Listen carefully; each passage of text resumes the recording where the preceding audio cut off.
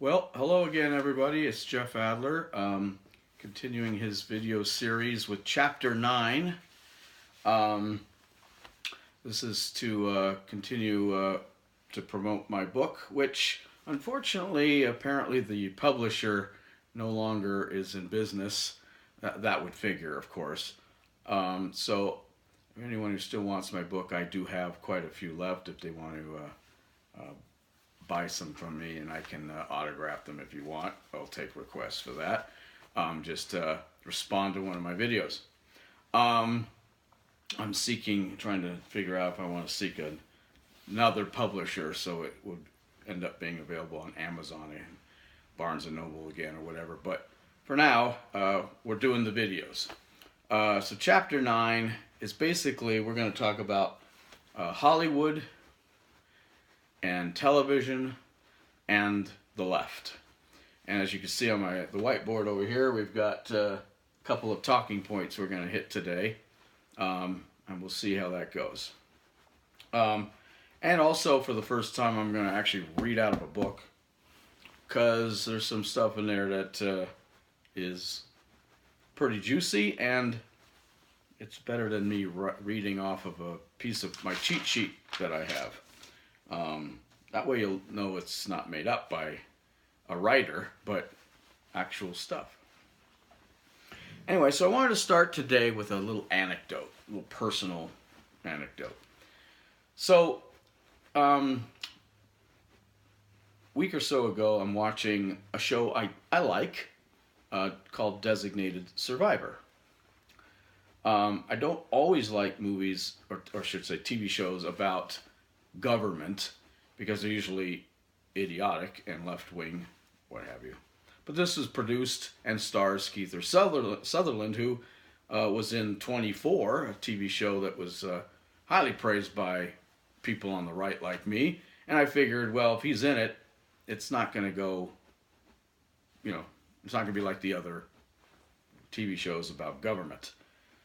And its basic premise is that somebody or some group blows up the Capitol building while there is a address to the nation, and all but a couple people die in it, congressman.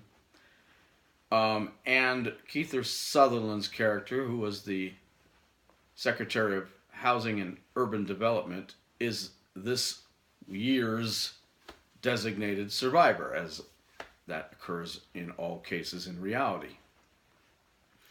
And he becomes the president by virtue of being that survivor. And he's trying to cobble a government together, and he can't play politics because it's too important and too desperate. Well, it starts out with the great premise. We're all in it together. Left, right, not as important as government. If we can hone in on that as our goal, and it started out that way. And of course, he is a registered independent, which I've always believed that most independents tend to lean to the right when the crap hits the fan. So again, everything seemed to be kosher.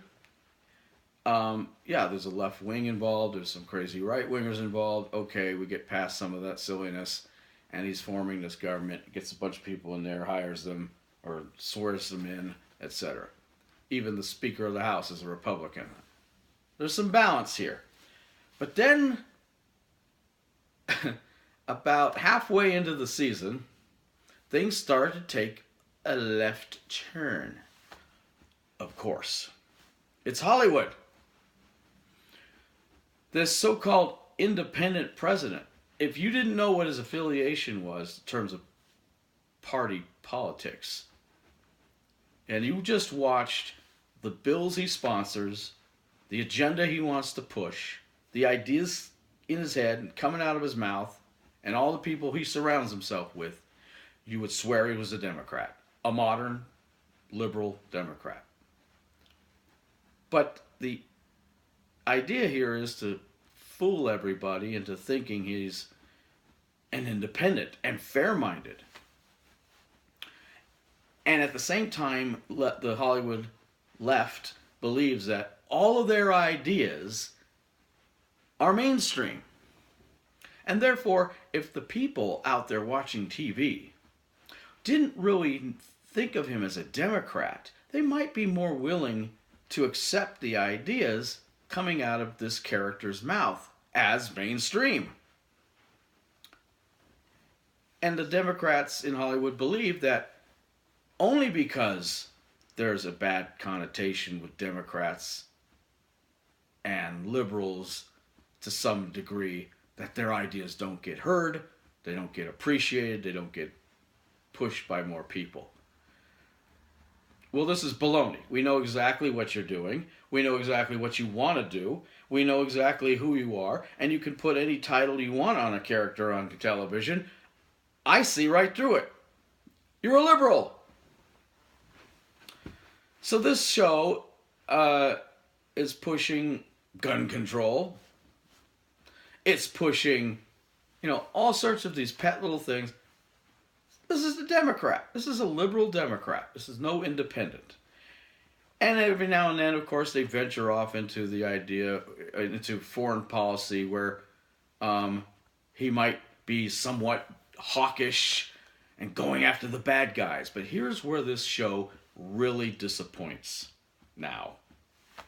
In the beginning, the culprit of the destruction of the Capitol building, and then later on, and they're fearing that other things will happen later on, was a Muslim terrorist, known, whatever.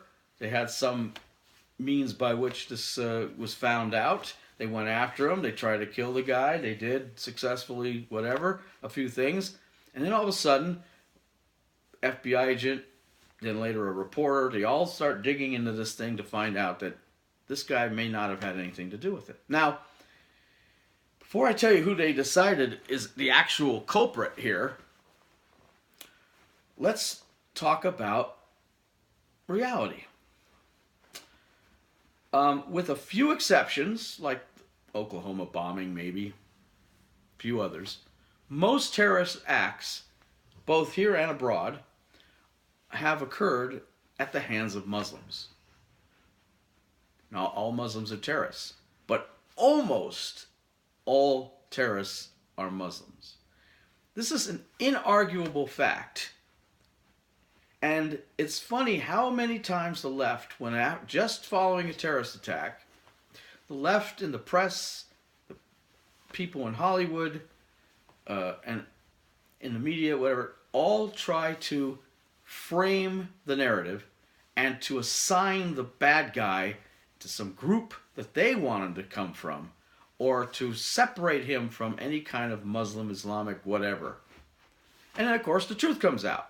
Within a day or two, he has terrorist ties. He was on the internet, on terrorist websites. He had visited terrorist countries or groups or organizations.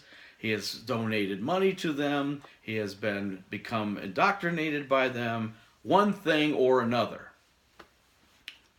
And so, as innocent and pure as the liberals love to try to make these people, and praying, please make him a white, male, European bad guy, it just doesn't happen that way.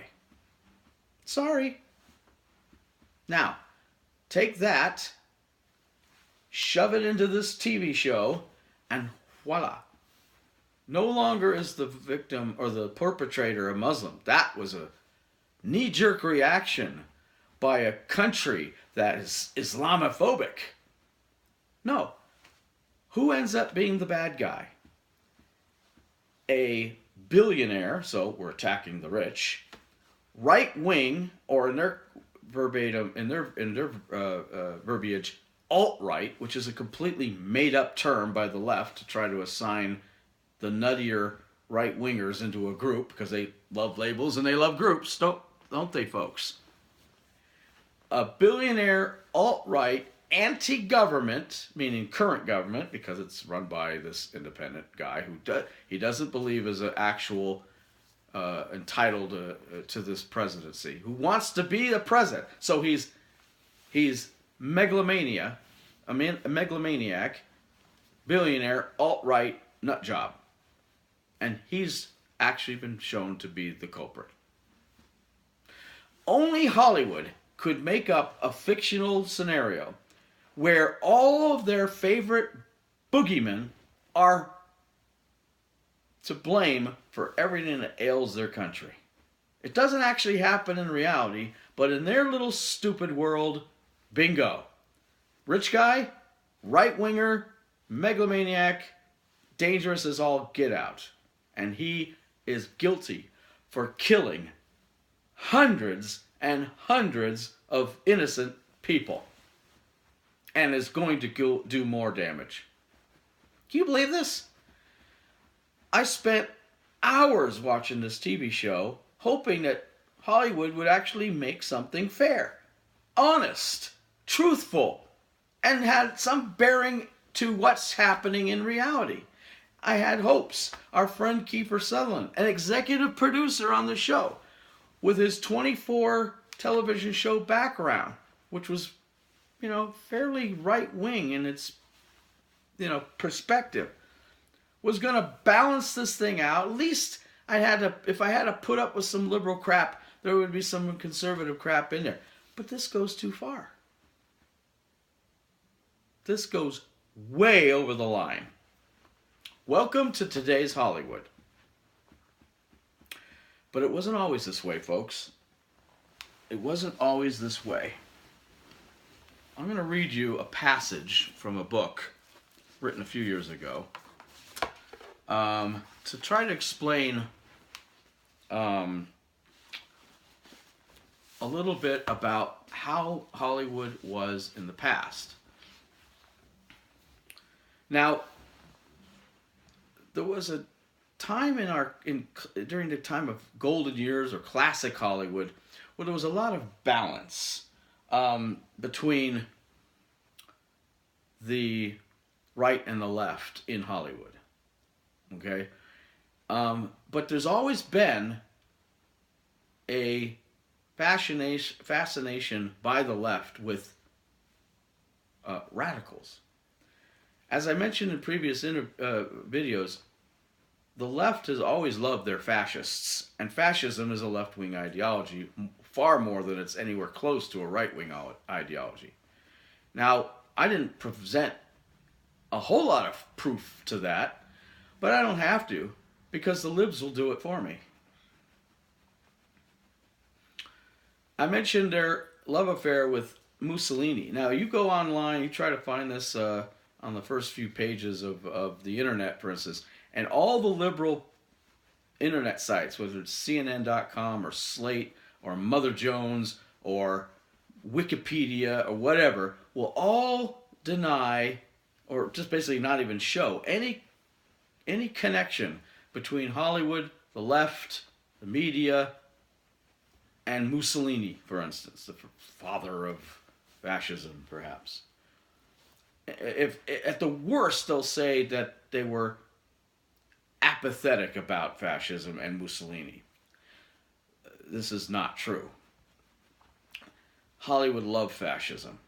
They thought this was going to be the end of their problems. They weren't on board with communism yet, and a lot of them were disenfranchised with progressivism because it failed somewhat. They were looking for something. Now let me read you something. Given everything we've been taught about the evils of fascism, how is it that for more than a decade this country was, in significant respects, pro-fascist? Even more vexing, how is it, considering that most liberals and leftists believe that they were put on this earth to oppose fascism with every breath, that many, if not most American liberals, either admired Mussolini and his project or simply didn't care much about it one way or the other? The answer resides in the fact that fascism was born of a fascist moment in Western civilization, when a coalition of intellectuals going by various labels, progressive, communist, socialist, and so forth, believed the era of liberal democracy was drawing to a close. It was time for a man to lay aside the anachronisms of natural law. Anachronisms of natural law? Traditional religion, constitutional liberty, capitalism, and the like, and give rise to the responsibility of remaking the world in his own image. God was long dead, and it was long overdue for men to take his place. Mussolini, a lifelong socialist intellectual, was a warrior in this crusade.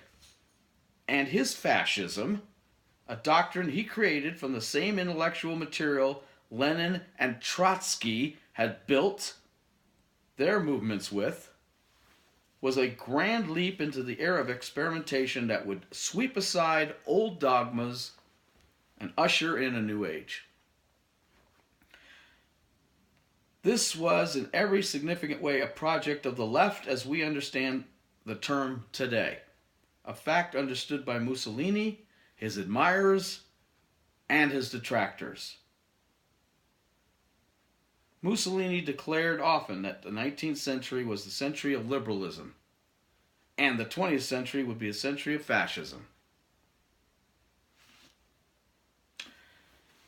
Notice the ties to socialism and communism, and then try to figure out why fascists, Nazis later on, and communists, Leninites, Trotskyites, Stalinites, were at war with each other. They're basically opposite sides of the same coin. Left wing coin.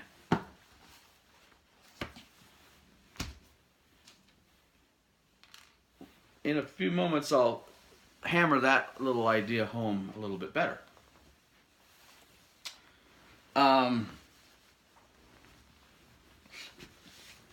To prove even further how Hollywood liked Mussolini, he wanted to be a star. He liked Hollywood. The very beginnings of infiltration into Hollywood and its pliancy towards new ideas began from the beginning, really, from the 20s.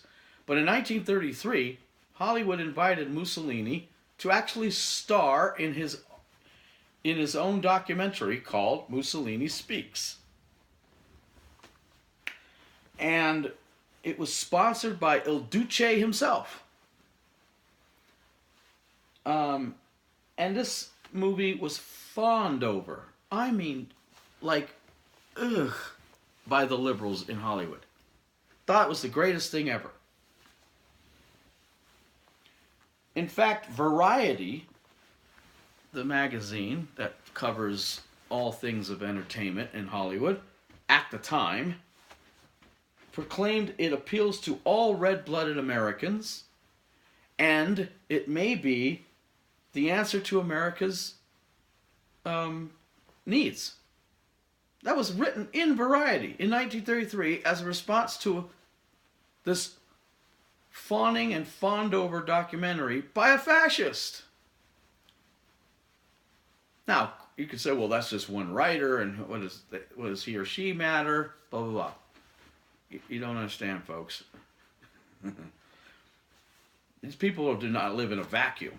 They are part of a community of liberals that all think in very much the same way.